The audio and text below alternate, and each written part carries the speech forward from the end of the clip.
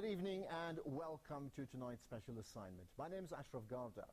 South Africa is facing an increase in informal settlements and authorities are battling with strategies to eradicate them. But as you will see in tonight's show, this problem is experienced in other parts of the world as well. Tonight we bring you the story of slum dwellers in Kibera, Kenya, considered to be one of the biggest slums in the world. 1 billion people live in slums worldwide, 1 million in Kibera alone. So, how do the people in these settlements survive on a daily basis?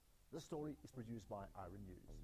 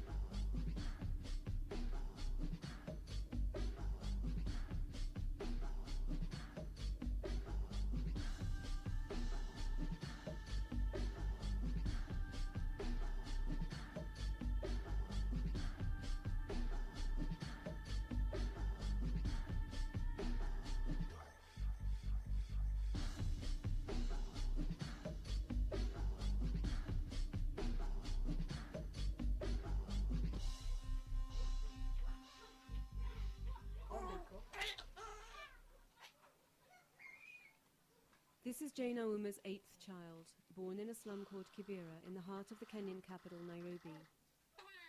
Jane is too poor to pay hospital fees, so all her children were born like this. Her neighbours help out as best they can, but there's no one here with medical skills if things go wrong. We are not raised like this. The problem is to feed my children. Until a child can walk, it's a problem. I'm living with my children and provide them with food. All the children are getting food and clothes. My eldest child is finishing primary school. There's no money for him to continue his studies. No money to train him for any kind of job. He's just stuck there. I'll be blamed because I can't help them any further. I'm blaming my father even if he's no longer alive. I have just blamed my father, but my children will also blame me. If my father could have left somewhere for me to stay, and these children, it's their father that could help them, but he's no longer living. The father is going around from one to another, and this makes the children suffer. Sometimes it makes me sad.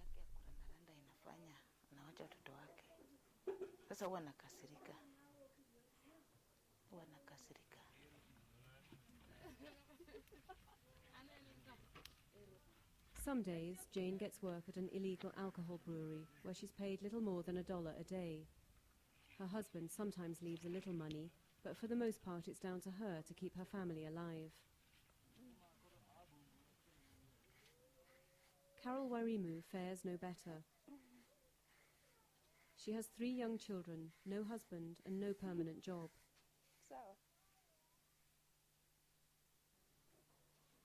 Every morning, Carol gets ready to go out in search of the casual work she needs to make ends meet.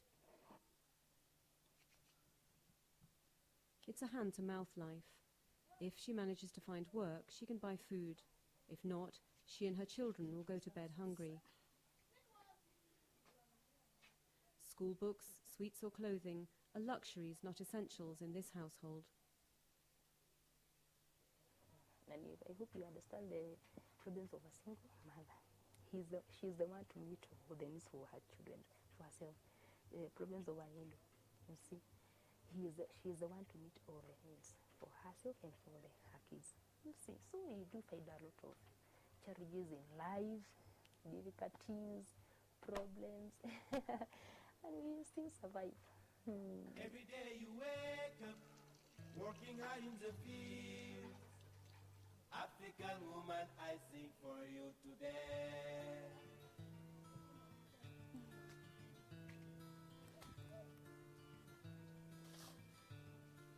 But for now, Carol must rely on herself to change her situation. So every day she braves the alleyways of Africa's most crowded slum, hoping to find a job washing clothes. World Worldwide, more than 1 billion people live in slums, as many as 1 million of them in Kibera. Every day you wake up, working hard in the field. A majority of them are unemployed, meaning hundreds of thousands of people all struggling to survive. Every day you wake up, working hard in the field. African woman, I sing for you today. So however little she's paid, and regardless of the weather, Carol washes as if her life depended on it. In fact, it does.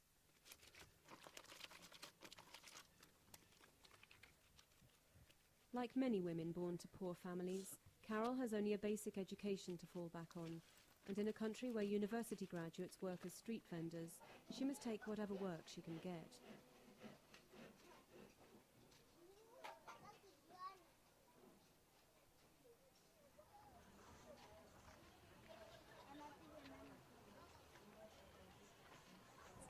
What normally makes me so down is when I find that I don't have something in the house for the kids to eat. I don't have something for me to eat. And I don't have a hope of where I'll get that rent for the dad to come. Because the dad won't accept to tolerate you for 2 months. Every time he's at your door knocking. He doesn't want to know how you are staying, what you have, what you don't have. Okay, I have these kids. I have to work for them so that they find that at their future, they will find that their mom was working for them, you see.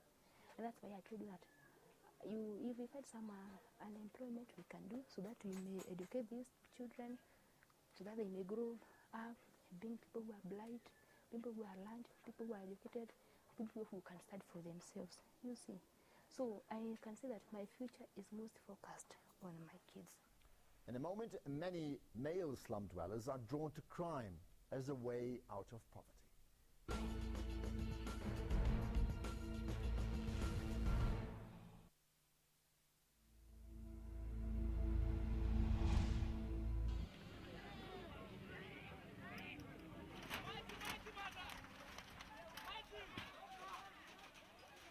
In overcrowded Kibera, where many households use naked flames to cook inside their wooden shacks, fires are common.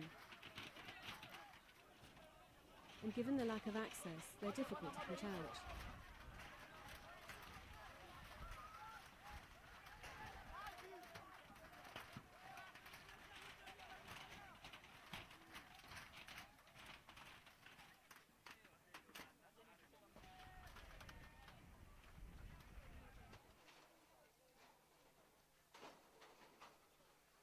Looters are drawn to steal whatever escaped the fire. There was a time when Dennis would have been one of them. But today he's come to help the shocked victims.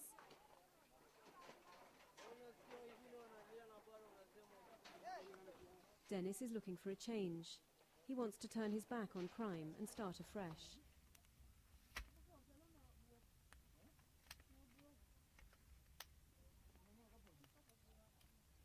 These days, he spends the morning cooking donuts, trying to earn an honest crust.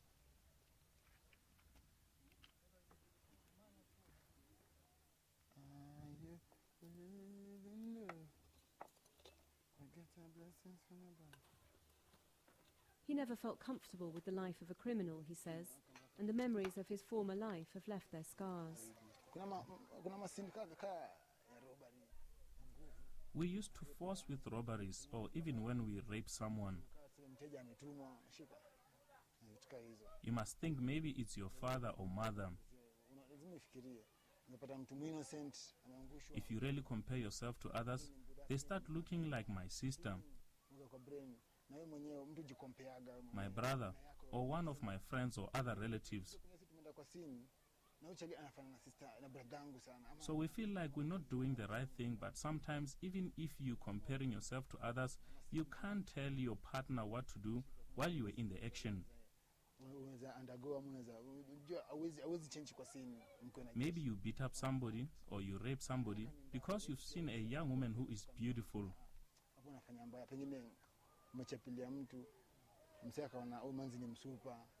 You can't do anything else. You can't stop yourself.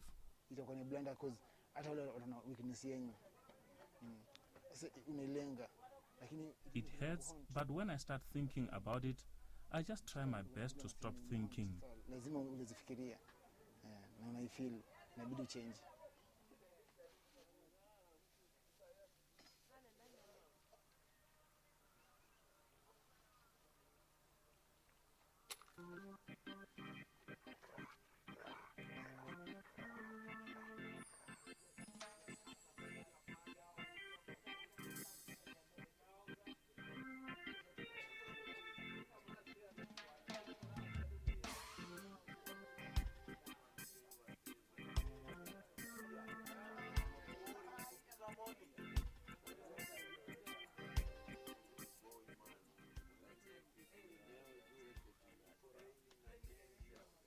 But Dennis finds it hard to break links with his past. Here he gathers with former gang members to mourn a friend killed during a robbery. The violence of his former life is never far away.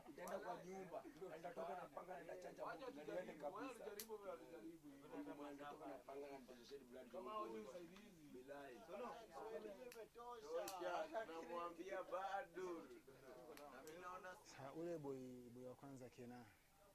Huyu ni pawetu mtaani sana. I grew up with him and we went to the bush together, but we all want things that we can't have. We get tempted. Everyone has his way of doing things. The whole armed gang was doing bad things. We were sharing jobs amongst each other, and we get inspired when we smoke to continue with these things. Even if you tell me to change, I will tell you that I'm already a father.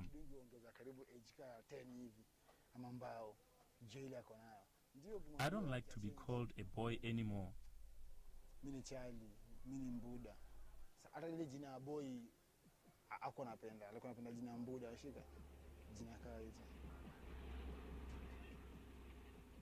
Every day, more and more young men flood into Kibera in search of a better life.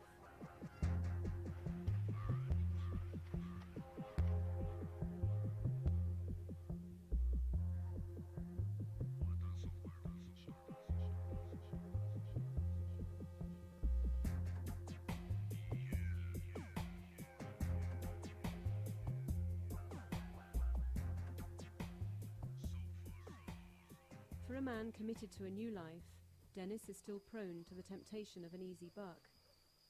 A fence divides Kibera from the rapidly disappearing Ngong forest. Wood is a valuable commodity, and Dennis braves armed forest guards most nights to cut trees to sell for firewood and house building.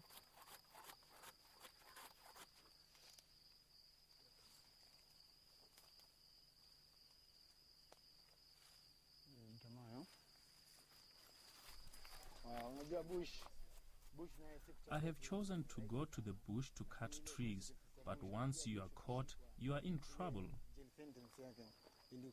I've been working in the bush for a much shorter time than I've been a robber.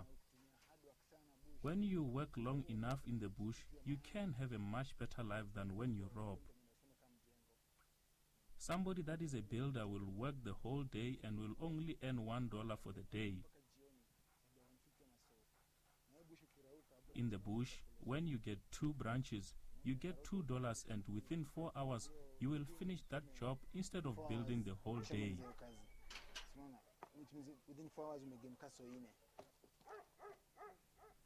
Amidst the gloom, there's hope. Coming up, one man uses education as a weapon to fight poverty.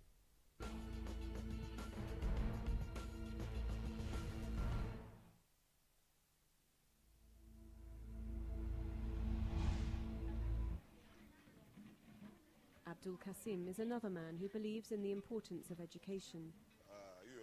Abdul works as a telecoms engineer, but puts most of his income into a free secondary school for girls that he started in January 2006. Primary education in Kenya is free, while secondary is not, meaning most kids leave school with only a basic education. I saw there was no gender equity between the girl child and the boy child here in Kibera. And at that level, at that small level that I was, I thought like we should start making these girls do things that these men can do, and they can do it fairly better. So we started a girls' soccer team. Then as the girls went through their primary education, because I started it with girls who were like 12-year-olds, 13-year-olds, they went through their primary education. Then most of them never made it to secondary. Then all the challenges, the bad things that happened within Kibera, saw some of them getting into early marriages. Others just got pregnant. There was a time I lost like the entire striking force of my soccer team, and it brought into question the starting of another alternative, which was nothing but education. I'm always under pressure. I'm always under pressure because it's the end of the month. And as I go and pick my paycheck, I keep asking myself, what paycheck do I have for the teachers? No, this is one constant challenge that I always have, especially when it comes to the end of the month. So like last month, we got some little money to pay the teachers. As it stands right now, and it's the 30th, there is nothing coming up for the teachers.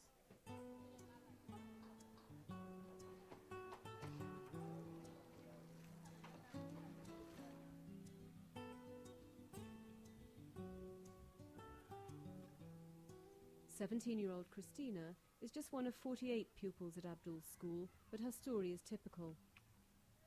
She lives with her mother, father and 5 siblings in a one-room shack.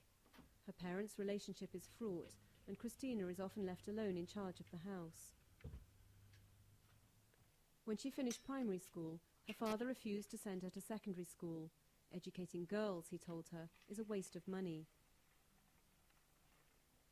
Staying at Abdul's school, even though it's free, is a constant battle.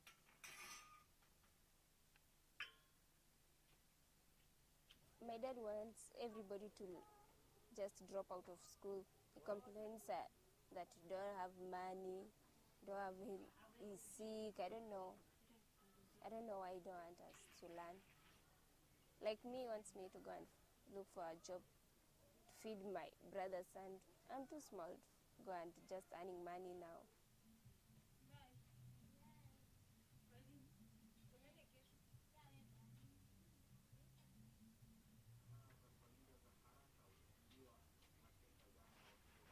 Against her father's wishes, Christina sets off for class, knowing that Abdul's school is probably her last chance of a better life. Christina has a hole in her heart, a serious condition for which she should take daily medication, but the cost of the medicine, $10 a day, is far beyond the means of her family.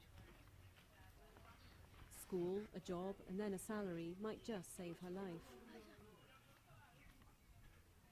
I fear to drop at school because I think when I'll be just staying at home, men will be like, we have some girls here to play with, you know. So I fear to drop out of school because maybe I'll be a mother, or I'll be raped, or I'll do prostitute outside there. That's what I don't want to do. Yeah, it's sad. I don't want to, because I fear those things.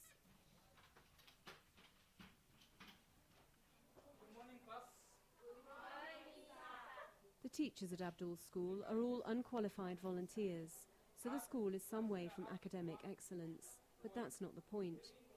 What the girls love most about the school is the chance to lead different lives. My life has been changed since I came to this school, because the way I look my parents, the way they are living, I don't want to live the same life that they are living, you know. I want to improve. I don't think it's a good thing girls to drop school, even if not girls only, even boys. We have to be educated so that for our future we may at least be good parents to our children too. Yeah. Abdul has put not just his money but his heart into the school. If he wanted, he could knock down the school tomorrow, build houses and rent them out for a tidy profit. But instead, he puts the girls' education first. With the lack of proper education, probably this vicious cycle of poverty will keep increasing. And that is why the only way to cut down this vicious cycle is really to educate these children.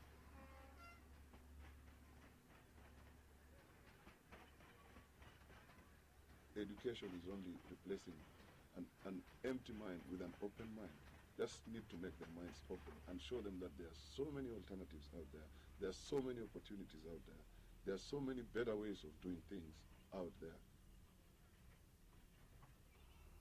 Abdul could leave Kibera tomorrow if he wanted, but he thinks running away is not the answer. The problems of the urban poor, he says, are everybody's problems.